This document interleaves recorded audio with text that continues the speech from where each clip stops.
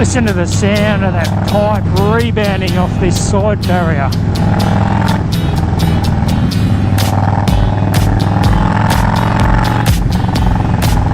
Sounds awesome.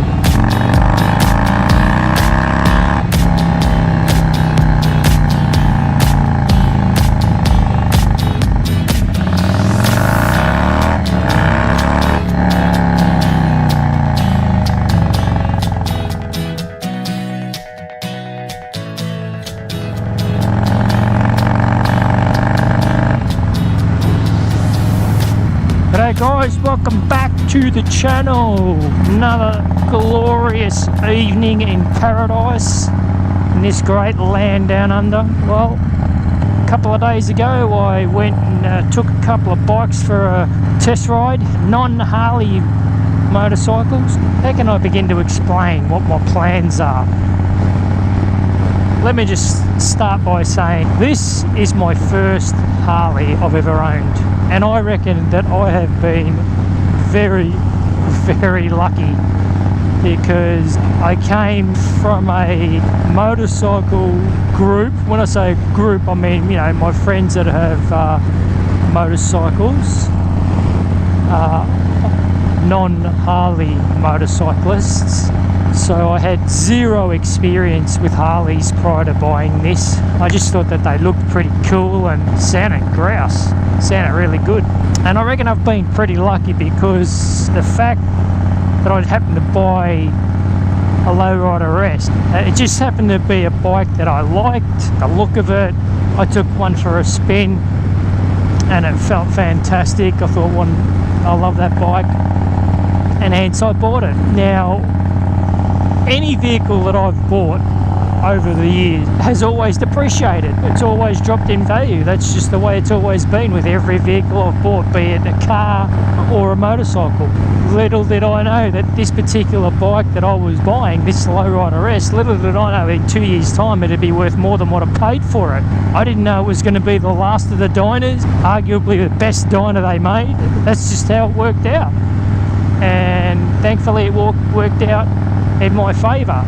And so that being said, this particular bike here has given me pleasure, and it has also given me opportunity. Now I suppose we all have bucket lists, whether it be travelling or whatever it might be. There's three things I have on my bucket list, but I'm a realist, and I reckon one of them I don't think it'll eventuate.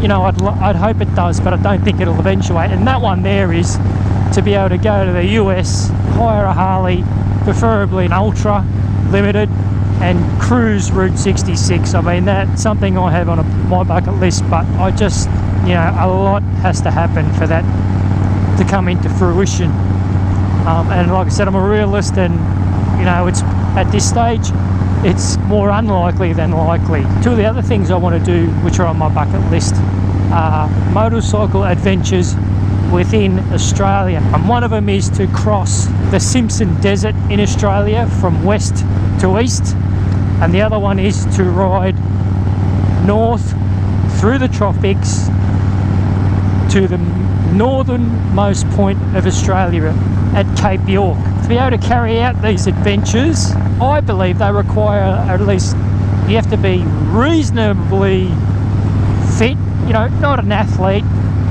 but you need to have some sort of conditioning, because cross-country riding is a lot more strenuous than, you know, cruising on a highway. And most of the time you're standing up on your pegs, and it's just a lot harder physically.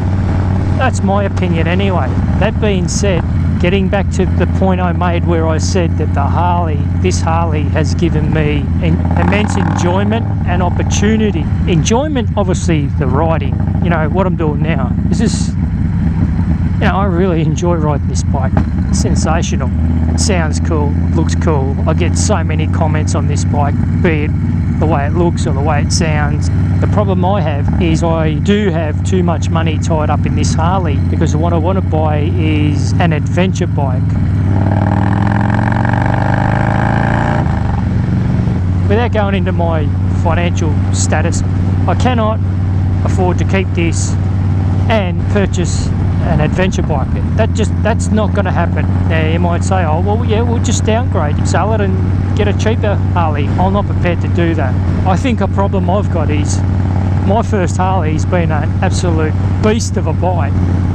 What worries me about this Harley is, am I going to compare every other Harley I ride to this one? For me to downgrade and buy a cheaper Harley, buy a Sportster or an older Dyna or something like that, I'm just not prepared to do that. The next Harley I buy will be the Harley I want, because I am going to exit the Harley scene, but I'm going to re-enter it at a later stage. I seriously do want either a Road King special or a Street Glide special. You know, that's a future bike for me, just not short-term future, but long-term, definitely I can see myself in one of those. So this Lowrider S has to go so that I can fulfill my bucket list, and that's even more of a reason for me to love this bike. Not only has it given me so much joy, it's allowed me to be able to sell it and buy two bikes so I can fulfill my bucket list. And you know what, I suspect that I'll never be this lucky again to buy a motorcycle and make money out of it when it comes to selling it. I doubt very, very much that that's going to happen again. Now, some of you might say, hey, what are you doing? You know, if it's the last of the Dynas and the best of the Dynas and it's gone up in value, well, you know, hang on to it. That's not me. That's not my thing. I'm not interested in hang on to it. I don't, you know, if this bike's worth $50,000 in 10 years time, you know, good luck to whoever owns it. I don't care. So what I'll be doing is I'll be buying an adventure bike, and I'll just be buying a cheaper road bike, most probably some sort of naked Japanese bike. You know, I want to be smart about it. I want to buy, it's just got to be a bike that I feel that in 12 to 18 months will be a fairly easy bike to sell. You know, I don't want to get stuck with a bucket of shit, so to speak. Whereas the adventure bike, that's something I'll probably hang on to for a while, because pretty much like Harleys, those adventure bikes, you customise them and build them to what you like. That is the plan. I already have a buyer for this. Now this bike is sold. I can't believe it. I listed this bike on an Australian bike sales website. It's called bikesales.com.au, and it lasted 3 days before it was sold. So yeah, there was a buyer for it straight away. What the fuck is going on here? Why is no one in this fucking lane? So I thought I'd just lay it out, put it all out there for you blokes, just to know exactly what the situation is. I haven't got the shits with Harley Davidson. I'm not anti Harley Davidson. You know, adventure riding, or the riding that I want to do, it's not something that I can do, I believe, it's not something I can do when I'm older. You know, it's something it's something I've got to do now. You know, at the age I'm at now, it's something I've got to do now. I don't want to get to an older age and, you know, have ailments like, you know, bad back or shoulders or whatever, and then say, oh gee, I wish I had done that.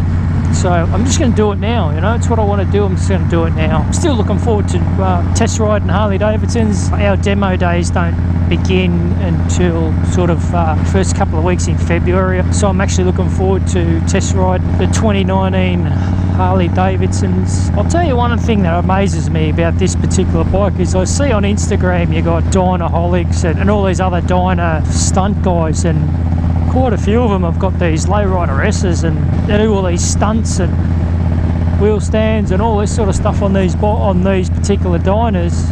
And oh, I tell you, I don't know how they do it. Like,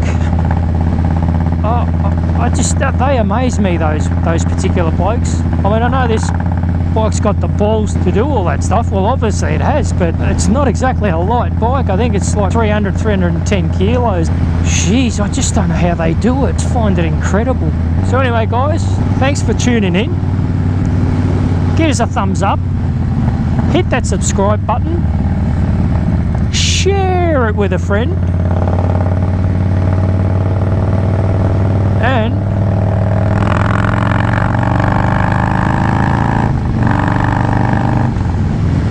I'll catch catch us next time. Cheers.